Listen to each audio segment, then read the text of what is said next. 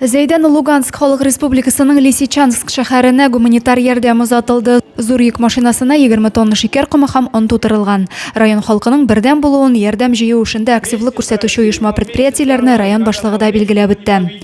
Үз чыгышында ул җибәргән ярдәмнең Лисичанск халкына бик кирәк булуын сызыклады. Я думаю, наш груз, он очень необходим сегодня. Это и мука, и сахар. Большое спасибо сельхозтоваропроизводителям, то, что они вырастили на наших полях. Все эти продукты, которые мы можем еще и поделиться, кому это сегодня очень нужно.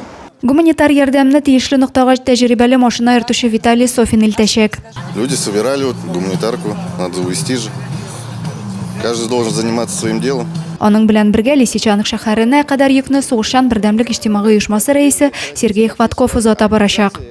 И вот эта надпись, которую своих не бросаем, она так и есть. Мы с хорошим намерением, с хорошим настроением.